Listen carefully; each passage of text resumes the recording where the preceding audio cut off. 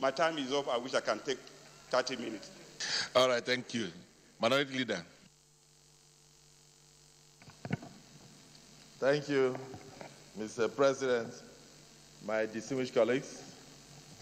My name is Godswill Akpabio. I represent the good people of Ikere Benin Senatorial District of Akwa Ibom Northwest Senatorial District. And by the grace of my colleagues, the minority leader of the Senate.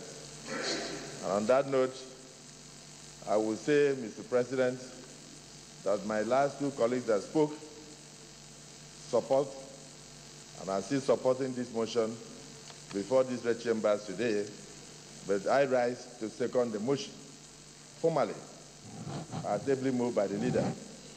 I want to thank all the senators for seeing the need for us to discuss this issue of national cohesion and unity.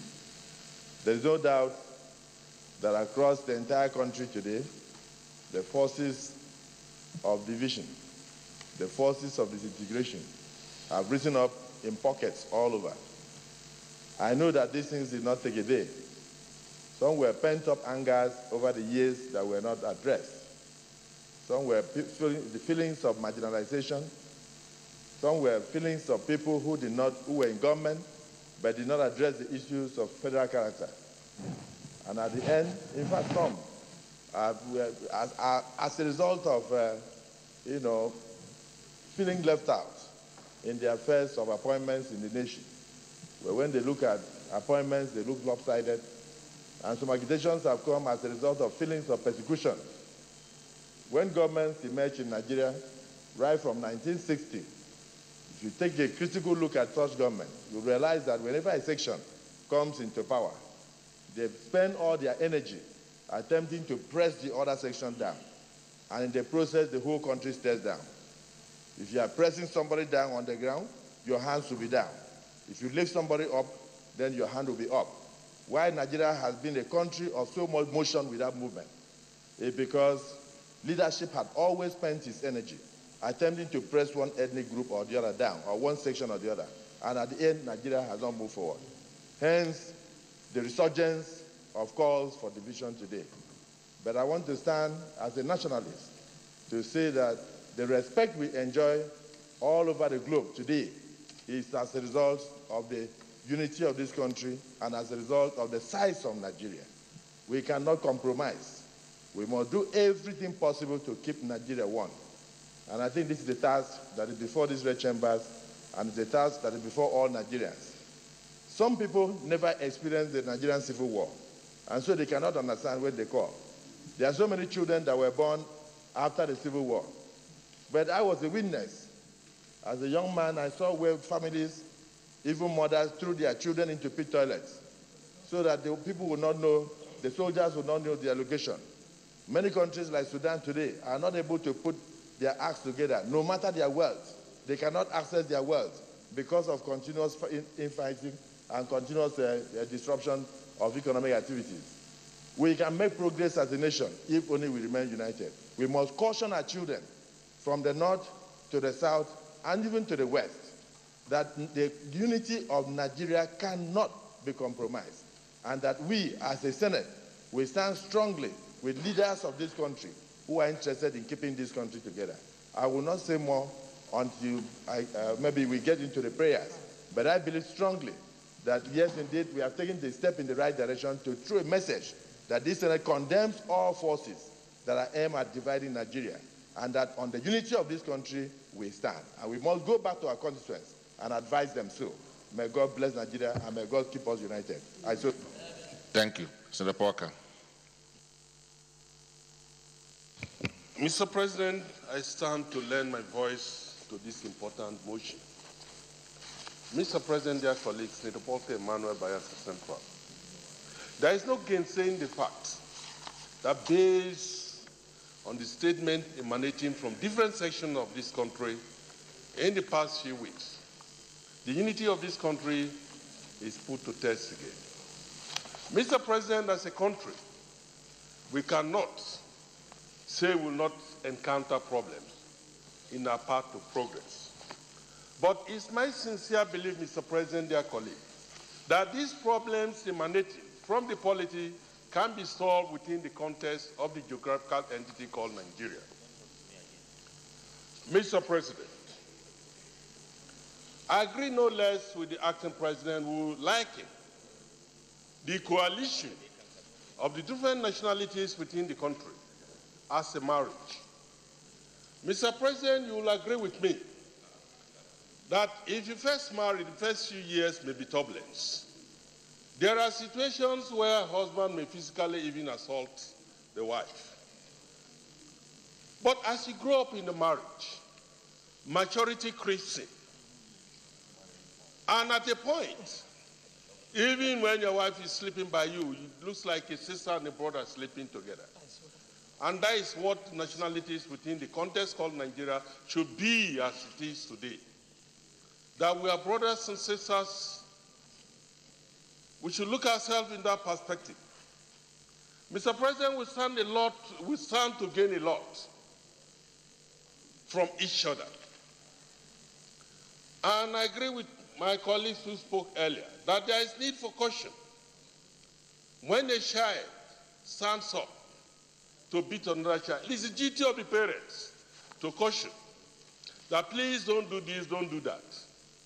But if we, the fathers, take side with our children, then it leads to more anarchy. Mr. President, I believe it's a duty, not for only senators here, all leaders within the context called Nigeria, that we should caution the exuberance of our youth in the areas where it will lead to anarchy in this country. The youth are very useful to the development of this country, in contributing to the development of this country. But in areas where we feel that airing this opinion may lead to anarchy, may lead to division of the sections of this country, the leaders of that very area should stand very firm and condemn it in entirety. Mr. President, it's by so doing that this country can move forward. I still believe that, look, if peradventure, not conceding, if this country is pleased, so to say, there is no section that will not have internal conflict. This conflict we are saying today will still emanate from those mini sections of the country that will come up. Take the likes of Sudan and South Sudan. Mr. President, time is up, but I believe staying together in this country will be more useful to any other, all of us, than dividing the country.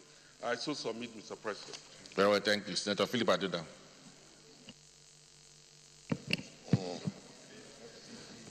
Yes, thank you, Mr. President. Thank you, distinguished colleagues. Mr. President, I rise to say that this motion has come at the right time.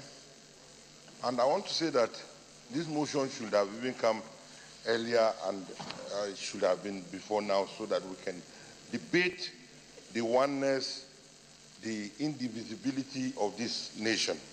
Mr. President, I think that we all need to take a cue from what is happening in the FCT.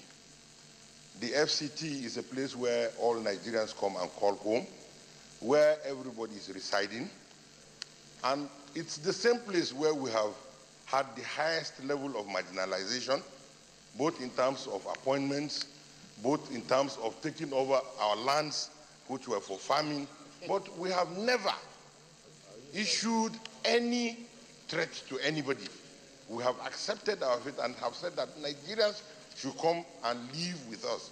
I believe that Nigeria should be home to everybody, like the FCT is to everybody. And so, Mr. President, we have to continue to discuss this. We have to continue to talk as statesmen, and we have to also continue to ensure that this nation live in peace and harmony with each other.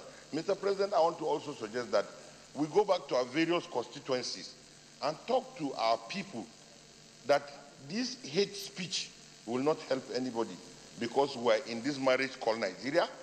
We're in one nation called Nigeria, where we have become an integral part of each other, and we cannot run away from each other, and we will live together till thy kingdom come. So it is high time that we discuss our various issues as they relate to us as a nation, with the view to ensuring that we live harmoniously, we live peacefully, and that whatever agitations that we might have, we will do them peacefully so that we can achieve them within the context of law. With these few remarks, I want to state that we'll continue as the people in the FCT to agitate for our rights, but doing them knowing fully well that there are laid down rules and regulations, the Constitution of the Federal Republic of Nigeria. With these few notes, with these few remarks, Mr. President, I'd like to thank you, my distinguished colleagues, for giving me this opportunity to speak. I thank you very much. And I thank you, Senator Binta Garba. Thank you, Mr. President, distinguished colleagues. My name is Binta Masi Garba, Adamawa North Senatorial Zone of Adamawa State. I stand to align myself completely and wholeheartedly with all the previous speakers that have spoken about the unity of our great country, Nigeria. The minority leader made mention that some were born before and during the Civil War. I was told about the Civil War by my father, who was conscripted into the Nigerian army, and has told us that there is nothing that is more than unity, peace, tranquility, and living harmoniously irrespective of our diversity. And probably most of us that are in these green chambers red chambers have had interracial or interstate marriages here and there, which obviously has shown that irrespective of our geopolitical zone, we are one Nigeria and one must live as Nigerians. Agitations are here and there. And I want to take up, borrow a leaf from what the last speaker has made mention of, the FCT, and what even Senator Shehu Sani made mention, other countries that are still fighting within themselves. The Northeast, the North Central, and the Southwest. Obviously, if they talked about marginalization or even talking about separation of going our different ways, I think the people that ought to now speak about going the different ways are the northeastern part of Nigeria, which obviously we were within the southern province. Because as of today, in the United Nations, we are still a custodian, and if we want to go our separate way, no person can tell us no. But we believe that because of the plebiscite of 1959, made us to be part of Nigeria.